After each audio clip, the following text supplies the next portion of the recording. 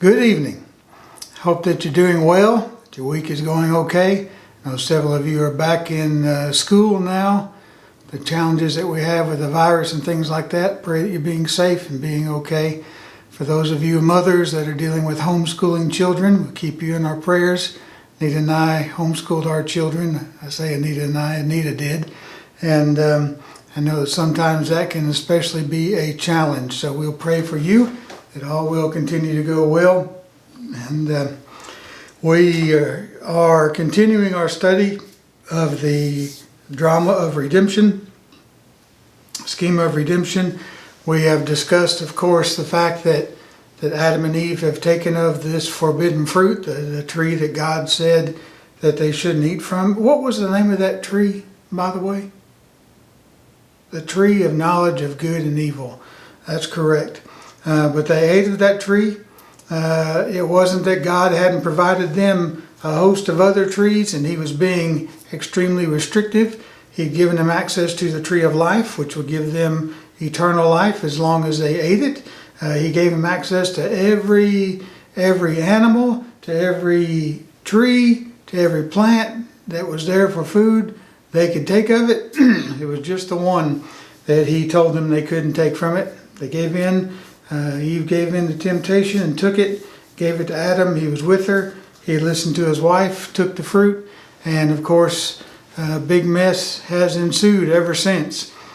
We've spoken concerning the judgment that God has pronounced upon, he pronounced upon the serpent, chapter 3, verses 14 and 15. In chapter 3, verse 16, we have read the pronouncement upon the woman. And last week we spent some time discussing the pronouncement upon Adam, and we took a deep dive, or I say a deep dive, we took a little bit of a dive into Romans chapter 5 and discussed the different types of death there that are the possibility, that is physical death and spiritual death. And it's my belief, and I think that the text upholds it, that it's spiritual death spoken of in Romans chapter 5. And where we left off, I mentioned to you that we're going to talk about the effects that sin had upon the earth, the physical earth. And look at Genesis chapter 3. We also want to look at another text that Paul wrote in the New Testament. And we want to discuss that this evening. So if you will, take a look, go back to Genesis chapter 3. Let's take a look at verse 17. Then to Adam he said, because you've listened to the voice of your wife and have eaten from the tree about which I commanded you, saying, you shall not eat from it. Cursed is the ground because of you. In toil you will eat of it all the days of your life, both thorns and thistles it shall grow for you, and you will eat the plants of the field. By the sweat of your face you will eat bread till you return to the ground, because from it you were taken, for you are dust, and to dust you shall return. And so this pronouncement then is given to Adam that the ground is now cursed. And this is a problem. It becomes a problem, or a challenge, if you will, for Adam, of course, because he's going to have to work a lot harder to get the ground to produce food and get the ground to do what it was intended to do. And that's really, we'll spend some time there today. But so we see then that the pronouncement wasn't just upon Adam, right? Adam recognizes now that he's going to have to toil. He's going to have to work much, much harder than he had before the transgression, before the fall. But also in the midst of this, we find out that the ground, the earth, is now cursed. And I think that's interesting.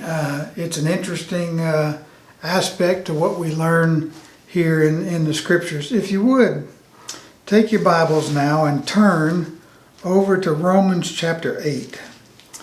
Romans chapter 8.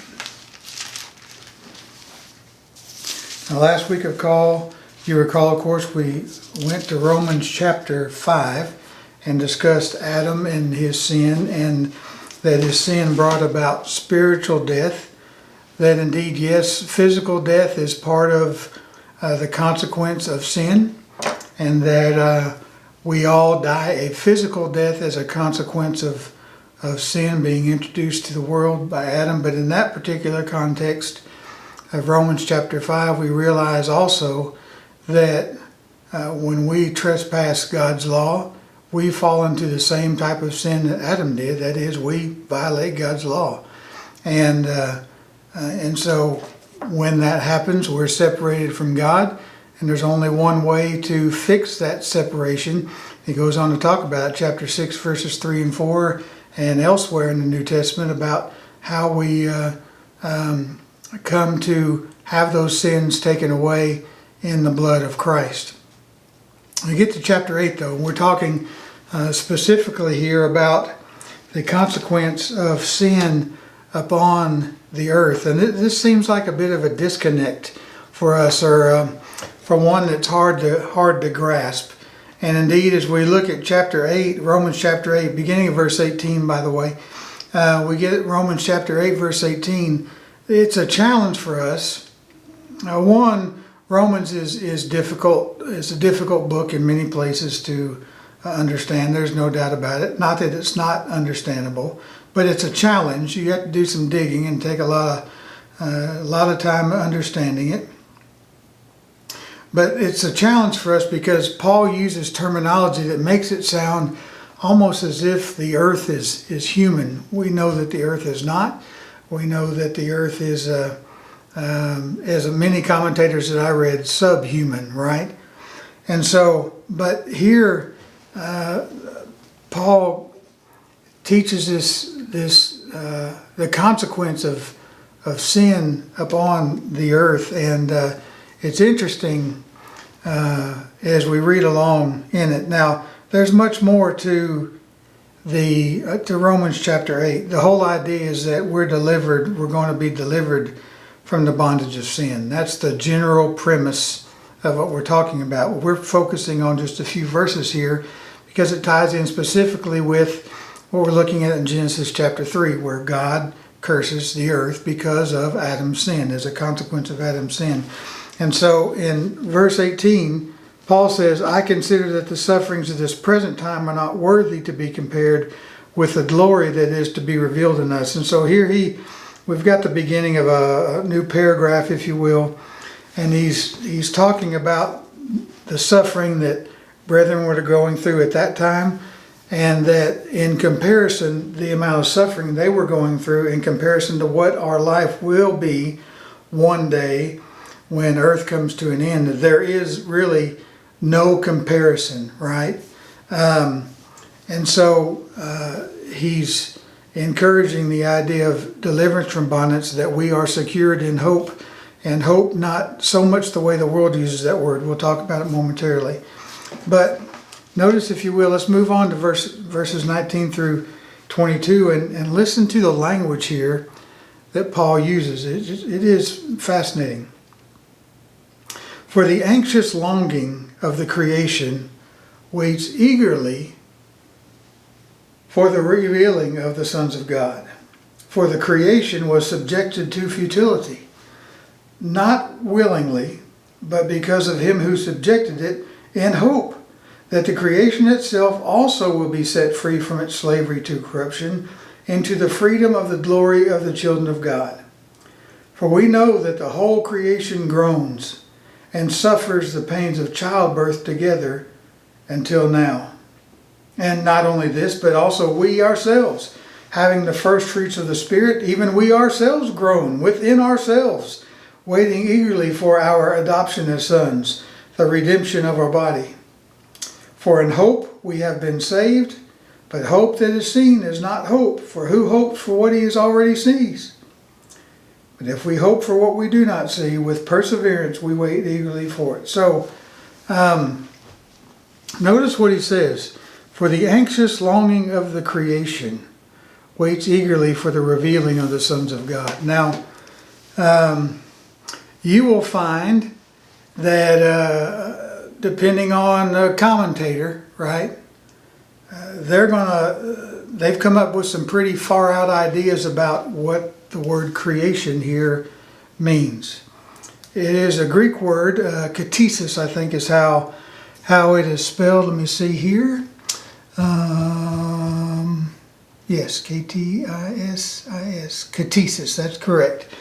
And so you'll find sometimes that people take great liberty here, but if you just look back at the word here and in its context can only mean the material universe. That's really what it refers to here. And so it's interesting. How is it that the creation has this anxious longing, eagerly waiting for the revealing of the sons of God? And who are the sons of God? Well, in this context, I believe that that's you and me, the final day, right? Because in context, if you notice, he goes on and he talks about, in verse 23, eagerly for our adoption as sons, right? And so I believe here sons of God in this particular context is speaking about the saints, Christians, okay? But we think about how can the creation groan and have this anxious longing for? And notice verse 20, the creation was subjected to futility. And how was it subjected to futility? Not willingly, but because of him who subjected it. Now, who is it that subjected the creation? Who is it that put this curse upon the earth? Well, we understand from Genesis chapter 3 that it is because of Adam's sin that the earth is cursed, but it was the Lord that pronounced this curse upon the earth because of Adam. Cursed is the ground because of you, okay? But it's the Lord that pronounces the curse. Interesting also, when you look over at Genesis chapter 5, in Genesis chapter 5 and verse 29, we read verse 28, Lamech lived 182 years and became the father of a son. Now he called his name Noah, saying, this one will give us rest from our work and from the toil of our hands arising from the ground, which the Lord has cursed. Interesting, right? And so because of Adam's sin, the earth then was cursed. And so, the earth was created and is now a victim of the disobedience, or as a victim because of the disobedience of man, because of the disobedience of Adam. And it's unable to fulfill the purpose for which it was created. Now, why was the earth created? Who was it created for? Look, the earth was created for humanity and to serve humanity, okay?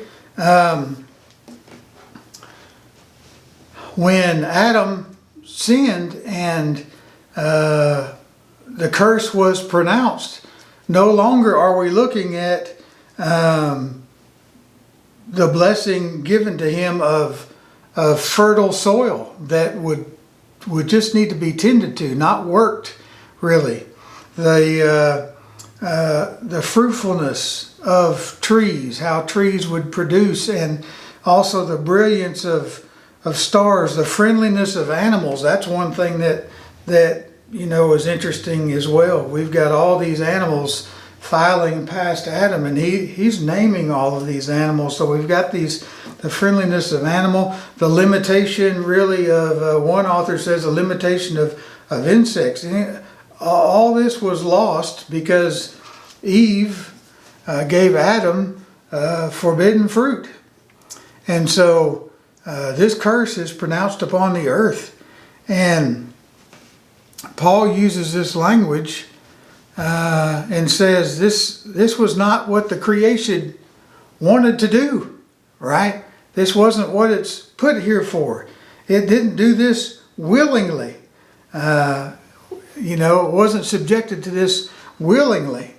God had created the earth to be fruitful, created the earth to be beautiful. And that's a challenge for us as well, because we look at a fallen earth, and then of course a fallen earth that is then subjected later on to a flood, and we still look at a fallen earth and think about the great beauty that God has left us with, and that the fallen earth still screams of a creator, and we still marvel at what we see. But can you imagine what it was like before it was subjected to futility because of Adam's sin? Can you imagine what it was like even in between then and the flood of Noah, even more so destruction upon this earth? But this earth has been subjected to and is a victim of sin and the consequences of sin. And so Paul says in verse 19, or verse 20, I got my words mixed, rather. The anxious longing of the creation waits eagerly for the revealing of the sons of God. Now that's tied to something specific, and I think it's very, very interesting. Notice in verse 21 that the creation itself also will be set free from its slavery to corruption in the freedom of the glory of the children of God. That's, again, you and me. Not only this, but also we ourselves having the first fruit, or rather, go back to verse 22, the whole creation groans and suffers the pains of childbirth together till now. So what's the picture then that we have here? We have the earth groaning, right? And why is it groaning? Because it can't fulfill the purpose for which it was created. It is subjected under the futility and the consequence of Adam's sin, and it can't carry out everything that it was created to do. It's a complex language. In fact, if you notice this, write this down in your notes. Things that are said about the creation in these two verses, or these three verses. First of all, verse 19, the creation has anxious longing. Secondly, same verse, creation waits eagerly. In verse 20, the creation has a will. Verse 20 also, the creation hopes. Verse 22, the creation groans. Verse 22, the creation suffers. Those are interesting terms that we really have a hard time grasping when we're thinking about the earth. And so, again, the earth was created to be easily produce fruit, to take care of you and me, to take care of humanity. Genesis 2 verses 9 through 17 lets us know. But the earth was forced by God to be cursed because of Adam's sin. It not only produces food for you and I, but it also produces those things that are worthless. Thorns and thistles, they are worthless. They have no value. And only the things that are valuable, the earth will produce them, but it's going to do so with a tremendous amount of labor, a tremendous amount of work.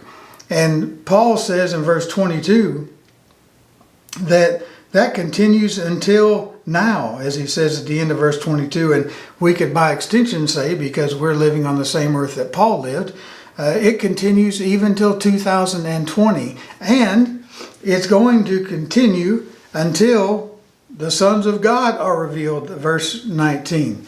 And then that's going to come to an end. Now, when is that? That's an interesting discussion. And I want to go there in just a moment after I reset the camera for the battery. Getting close. So we're going to pause right here. I'm going to come back and I want to talk about when this creation, when's it going to come to an end? Or the creation is going to be set free from slavery. It's going to be set free one day, according to verse 21. When's that going to be? And let's take a look at that. So I'll be right back. pause it, run to the bathroom, get some popcorn, refill your tea, like all good thirsty people, and we'll be right back. Okay, so we now get to to answer this question of when is it that the earth will cease its groaning. And what's interesting here is that the creation's liberation from corruption is really tied to the destiny of redeemed humanity. It's tied to when they are going to be adopted as sons, as we see in verse 23. Its submission to corruption and futility resulted because of humanity's fall, right? Because sin came into the earth. And so its liberation is tied to the final redemption of mankind as well. And so notice what he has to say here. The anxious longing of the creation waits eagerly for the revealing of the sons of God. Again, I believe that's you and me as children of God, or those who are Christians. Creation is subjected to futility, not willingly, but because of him who subjected it, in hope. In hope that the creation itself also will be set free. Okay? So like we're set free, it also will be set free from its slavery to corruption into the freedom of the glory of the children of God. For we know that the whole creation groans and suffers the pains of childbirth together until now. So what's the picture that we have here? We have the picture of the earth groaning, and verse 22 in particular gives the idea that the earth is groaning and is pregnant, is in labor pains, right? Ready to give birth, to give way, right? To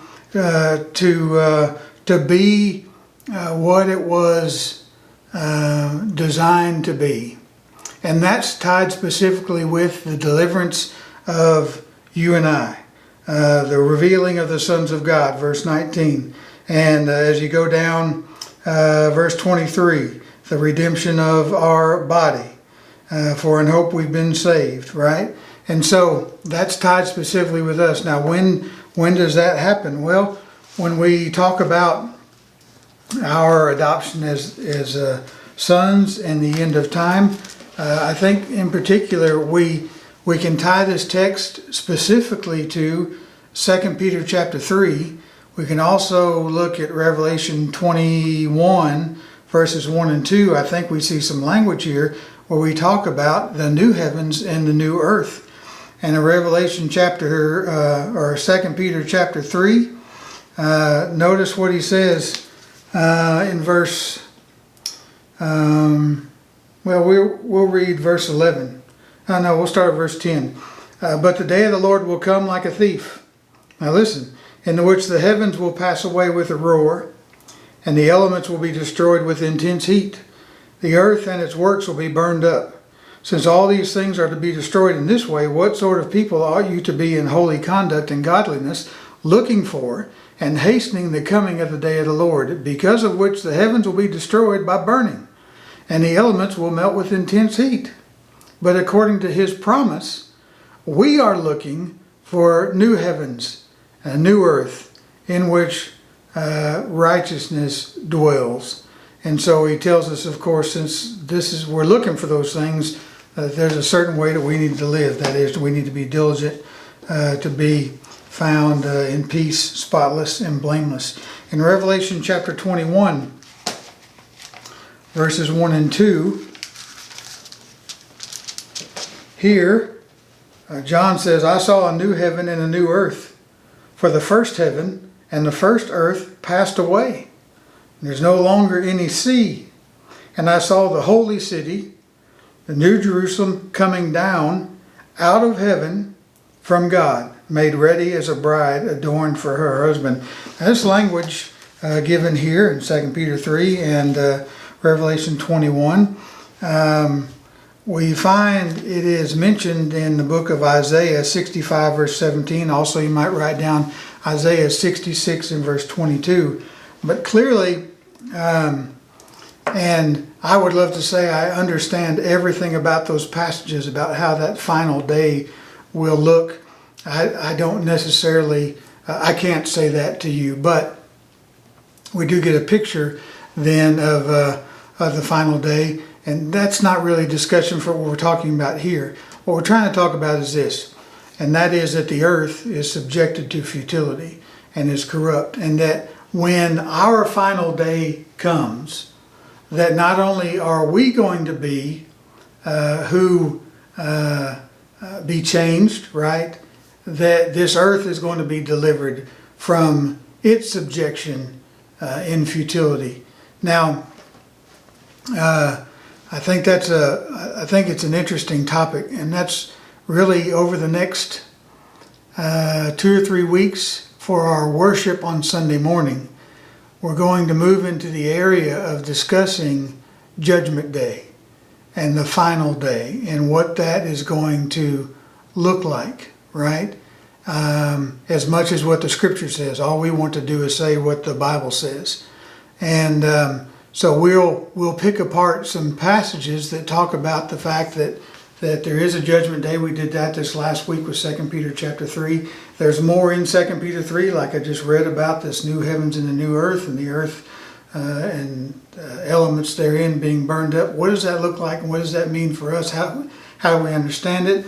We've got other passages like 1 Thessalonians 4. We've got a really challenging text in Matthew chapter 24. I don't think it's extremely difficult to understand, but it's one that the religious world has butchered and continues to butcher. We're going to look at that. So we're going to look at these passages that discuss the final day. The point for us here is this: is that when we are redeemed and adopted as sons, then that's when this is going to happen to the earth. That's when that's going to take place as well. They're connected together. Now, someone may say, I thought we were already adopted as sons. You know what? We are already adopted as sons. But this text says we're waiting for adoption as sons. You know, we've used this phrase, and really, I continue to see this throughout the New Testament. And I'm sure that if you look for it, you will as well. We talked about, when we studied through the book of Ephesians, this idea of already, not yet, okay? Yes, already we are adopted as the sons of God, but we're not 100% what we're going to be when we leave this life to go to the next, when we leave here to go dwell in heaven with God. And so there is an aspect that, yes, I'm already the Son of God. Yes, I'm already justified. I'm already redeemed. But there's going to be a final time where I'm going to change, and I'm going to, have the body that the Lord outfits me with. And then there's an aspect of that is yet future. And that's what he points out to us here, right at the end of verse 20. That the creation was subjected to futility, not willingly, but because of him who subjected it, in hope that the creation itself also will be set free from its slavery to corruption into the freedom of the glory of the children of God. So the hope is certain. We use the word hope sometimes, like, I hope Publishers Clearinghouse comes and knocks on my door and brings me one of those big fat cardboard checks that says, I've won whatever $1 million. That's more wishful thinking. The kind of hope we're talking about here, biblical hope, is really the desire plus expectation. We can fully expect God to keep his promise. And so I know that one day I will see the not yet aspect of being adopted as a son of God. And like he says in verse 23, not only this, but also we ourselves, having the first fruits of the Spirit, even we ourselves groan within ourselves, waiting eagerly for our adoption as sons, the redemption of our body. While we're here, we become a Christian, we're given the Holy Spirit, and the more we grow closer to God, right, that we're groaning within, wanting to be in his presence, wanting to take off this earthly tabernacle or this earthly fleshly body and then putting on that new body and being in the new heavens and the new earth and being in the presence of God. So the earth is subjected to the consequences of sin and all that goes along with it. So over the next few weeks on our worship on Sunday, we'll talk about these things, and I think there's some challenging things there. I hope that you'll pay attention to them. You know, again, I don't know what that day is going to look like, and if you think you know what that day is going to look like, dig into the scriptures a little bit more, because we can create a little bit of a picture.